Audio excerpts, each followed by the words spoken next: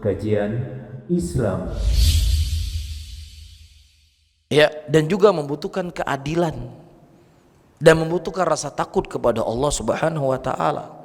Jangan sampai dia yang asalnya, saya ulangi kembali, adalah pihak yang mendolimi, akhirnya dia berubah menjadi orang yang terdolimi karena terlalu berlebih-lebihan di dalam kita membantahnya dan mengkritiknya sesuatu yang terkadang tidak ada keterkaitan kesalahannya ada di situ.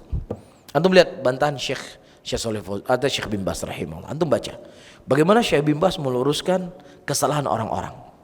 Beliau mengkritik, beliau membantah. Tapi bantahnya bukan seperti kita yang membantah. Kita bantahnya lebih ke ngenyek. Ya, bantah kita lebih memojokkan orang. Bantah kita lebih menampakkan saya ini tukang bantah gitu loh. Ya, saya ini hebat dalam membantah. Ya, Syekh bin Baz rahimahullah, kalau anda membaca bantahan-bantahan beliau, saya telah membaca tulisan Syekh Ad-Doktor Ustadz Fulan bin Fulan wafaqahullah. Di dalam tulisan beliau mengatakan demikian, demikian, demikian, dan demikian. Dan ini adalah sesuatu yang bertentangan dengan Al-Quran. Qala Allah, wa qala Rasul, wa qala sahabah, wa qala ulama. Udah. Semoga Allah memberikan taufik hidayah kepada saya dan juga kepada beliau. Antum silakan baca kalimat-kalimat Syekh bin Baz. Nggak ada ngenyeknya di situ. Nggak ada model ngenyek-ngenyek. Nggak ada model masuk ke dalam urus apa yang dia miliki. Apakah dia orang terkenal, dia ejek terkenalnya, ataukah dia ini diejek ininya? Enggak. Syekh bin Baz tentu lihat bantahan beliau. Jadi orang ketika membaca, ini betul orang mencintai saya ini. Faham ya? Kita, ini saya berbicara tentang diri saya dan kita semuanya. Ya, kita kalau membantah itu lebih nampain ininya kita gitu loh. Padahal itu masih saudara kita muslimin. Ketika beliau berdakwah kepada orang kafir, disebutkan laqabnya dengan pemuliaan azimur rum. Disebutkan oleh Nabi. Maka mau tidak mau para hadirin yang dimuliakan oleh Allah, kita butuh ilmu. Ya, dan juga butuh akhlak yang baik.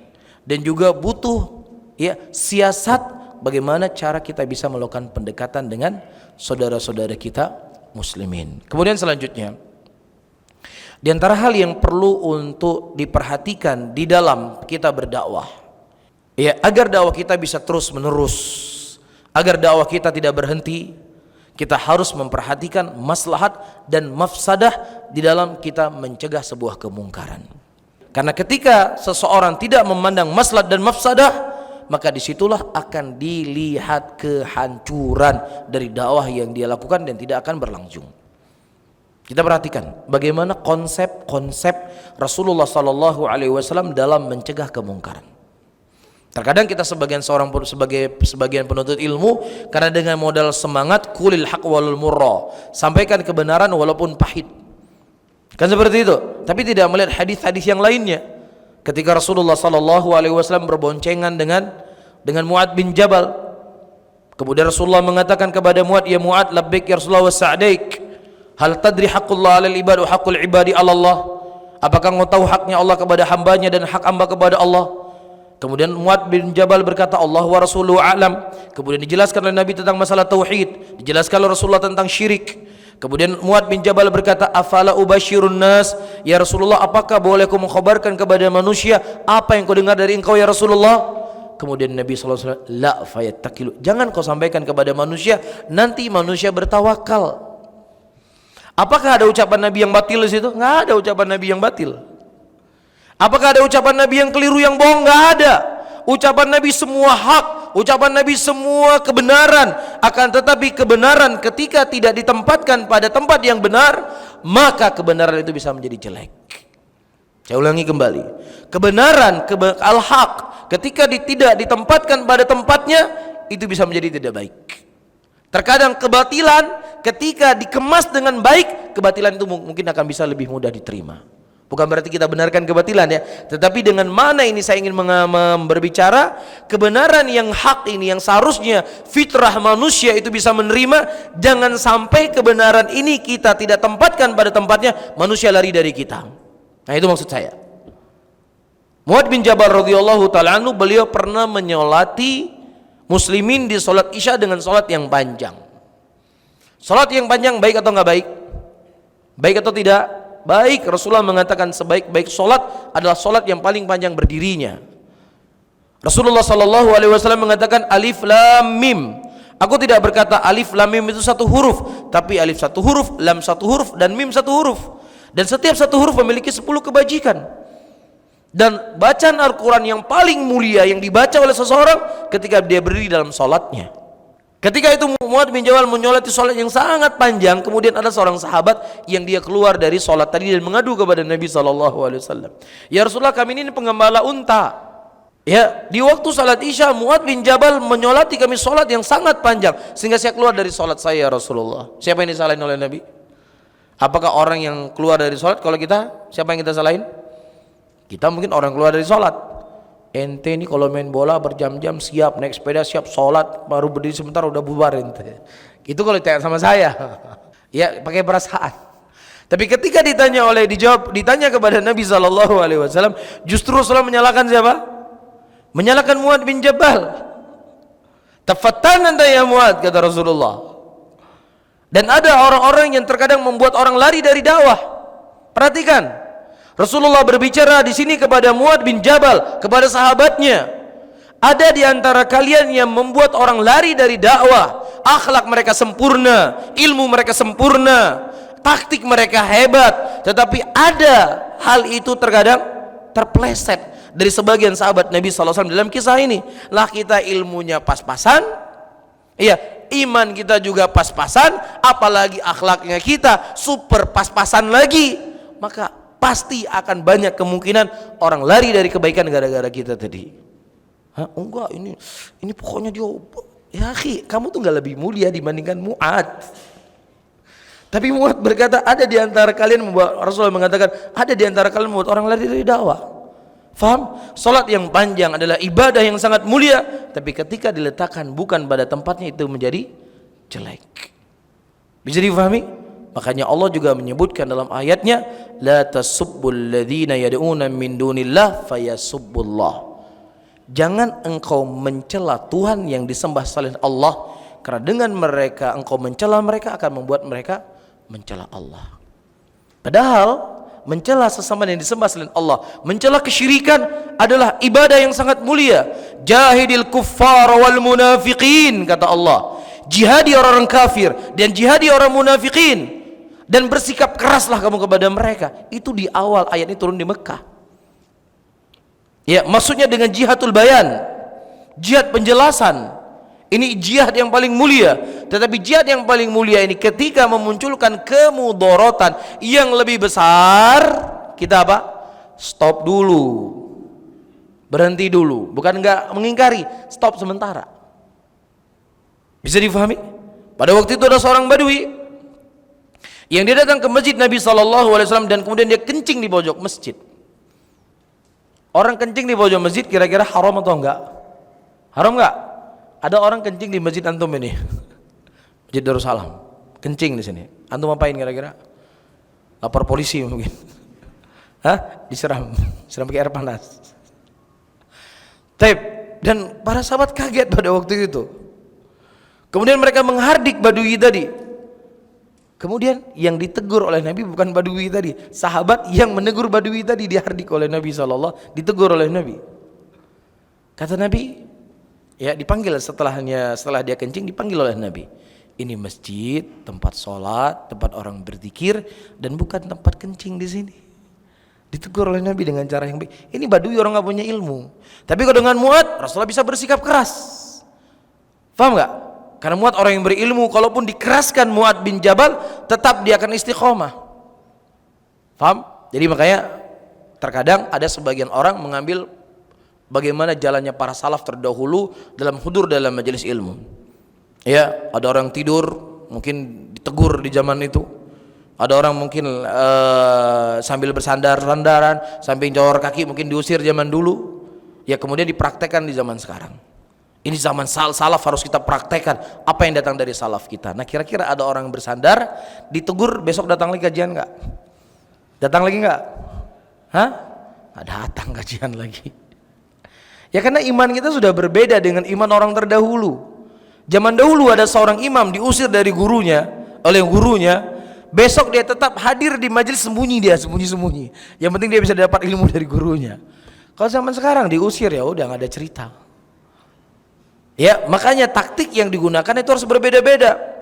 Di zaman Khalifah Umar bin Khattab, terkadang ketika ada orang-orang berbuat kesalahan ditegaskan oleh Umar bin Khattab. Tetapi di zaman Utsman bin Affan, ketika ada orang berbuat kesalahan, terkadang Utsman bin Affan memberikan maaf. Atau kalaupun ditegur, tidak ditegur seperti di zamannya Umar bin Khattab. Umar bin Khattab salah? Enggak, Umar bin Khattab enggak salah. Utsman salah? Enggak, Utsman bin Affan tidak salah. Tetapi kondisi dan keadaan manusia sudah berbeda-beda pada waktu itu. Ya, sehingga butuh melihat kondisi manusia di sekitaran kita.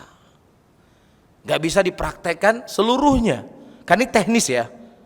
Ya, adapun manhaj salaf bisa dipraktekkan setiap zaman, setiap masa, tapi kita berbicara teknisnya gimana. Karena Nabi juga teknisnya berbeda-beda.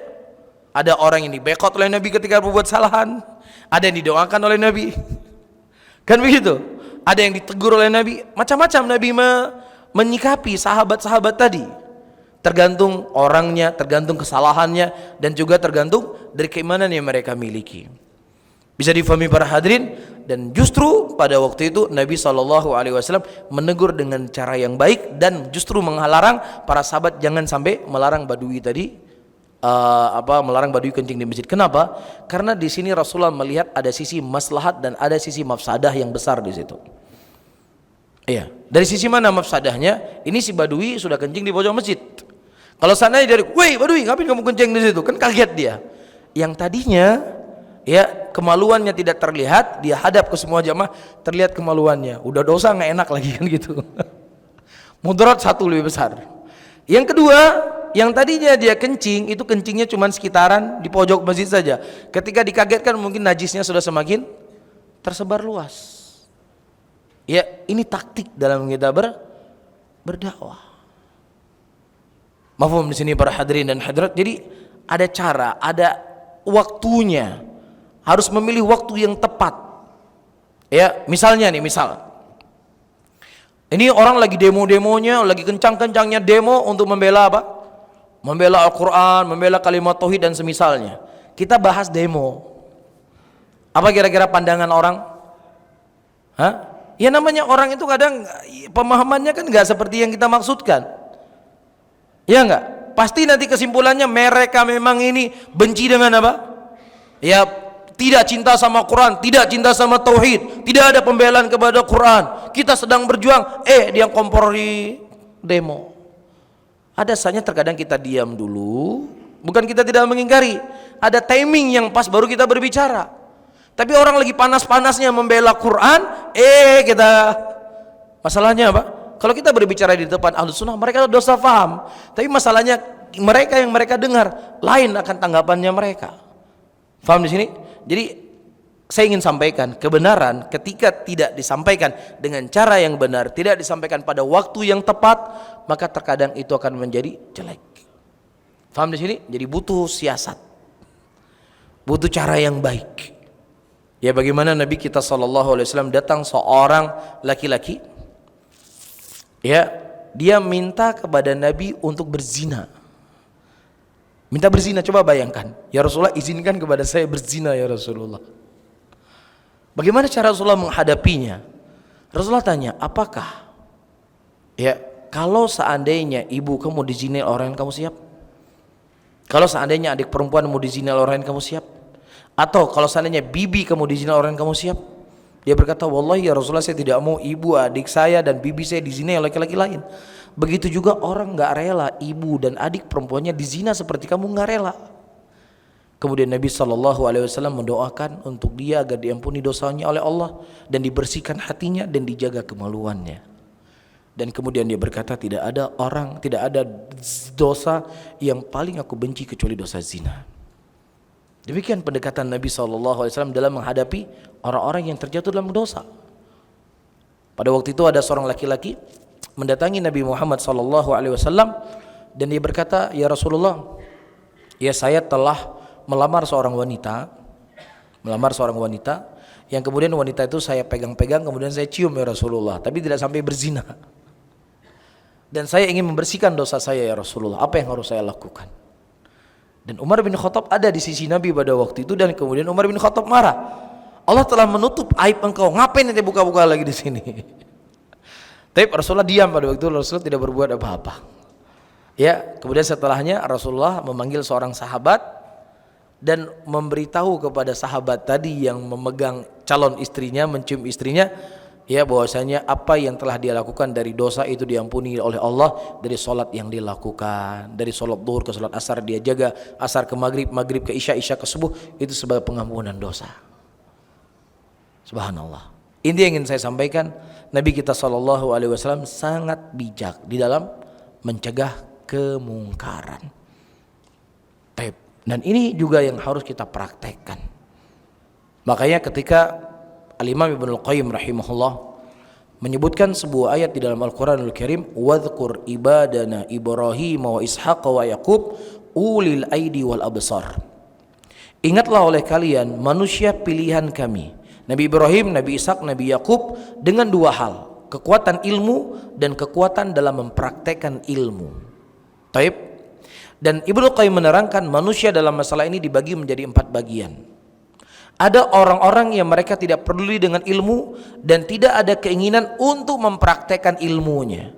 Dan ini kebanyakan manusia di muka bumi ini, semoga Allah tidak menambah banyak manusia yang jadi seperti ini. Ilmunya nggak peduli, mengamalkan ilmu juga nggak peduli. Yang kedua, orang-orang yang mereka memiliki ilmu yang banyak, tetapi tidak ada kekuatan untuk mempraktekkan ilmunya. Dan ini juga tercela. Iya, dan banyak kisah-kisah yang disebutkan dalam sejarah. Di antaranya adalah kisah Herakl. Ya, kisah Herakl. Herakl tahu persis bahwa si Nabi Muhammad adalah nabi yang hak. Sampai-sampai dia berkata, kalau Muhammad ini ada di depanku akan kucuci kakinya. Begitu kata Herakl. Tapi ketika dia ingin menawarkan Islam ini kepada bawahannya, ternyata tidak ada satupun yang mau menerimanya. Dia takut kekuasaannya hilang, dia takut pengaruhnya itu akan hilang di tengah-tengah para bawahannya, sehingga dia lebih memilih untuk kufur dibandingkan untuk beriman kepada Nabi SAW. Iya dan billah. Dan ini juga sebagai bentuk pelajaran untuk kita para hadirin Ahlussunnah. Udah fokus saja kita dengan dakwah, jangan berhenti kita berdakwah sampai kita mati. Jangan sampai kita melihat jamaah sudah rame, di mana-mana jamaah kajian itu ada dan lain sebagainya. Ya sudah, ini kayaknya kalau sudah jamaah seperti ini, kalau kita buat partai kita bisa menang ini. Ya nanti kita kalau sudah duduk di pemimpin yang tertinggi, kita bisa mengatur segala aturan dan lain sebagainya, sehingga kita bisa menerapkan syariat Islam di negeri ini. Kan itu angan-angan kan. Ini Herakl sudah jadi pas tertinggi, sudah nggak ada yang lagi di atas dia, nggak ada DPR-nya, nggak ada MPR-nya, dia yang tertinggi, keputusan sama dia semuanya, bawahannya tinggal dipecat aja semuanya. Iya, tetapi bersama dengan itu, ya dia tetap tidak bisa mempraktekkan kebenaran yang telah dia ketahui, bahkan dia mati dalam keadaan kekufuran karena nggak enak sama bawahannya. Jadi jangan sempat mikir ke sana ya. Wah, ini kita buat partai menang nih, kita Partai Salafi Indonesia. Partai Salafi Indonesia, PSI, sama dengan PSI. Ya, udah kita fokus saja dengan dakwah. Ya, fokus saja dengan menuntut ilmu. Fokus saja menyampaikan ya kebaikan di tengah umat Islam. Dan juga hal yang paling terpenting juga, saya lupa satu hal saya sebutkan tadi, dengan etika, dengan adab, dengan siasat, dan juga di antara siasatnya para hadirin yang sangat berefek adalah kegiatan sosial. Ini cukup berefek dan itu dipraktekkan oleh Nabi. Ketika Rasulullah SAW berhasil merebut kota Mekah, iya, dan sangat banyak harta rampasan perang yang didapatkan oleh Nabi pada waktu itu. Dan tidak ada satupun sahabat Nabi yang diberikan harta rampasan perang tersebut, yang maksudnya sahabat yang lama masuk Islam. Yang baru-baru masuk Islam yang diberikan harta rampasan semua kepada mereka. Kenapa? Untuk mengambil hatinya.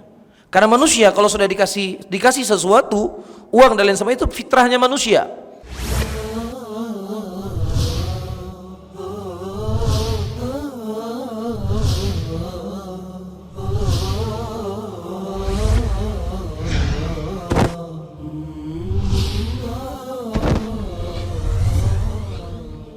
Kajian Islam.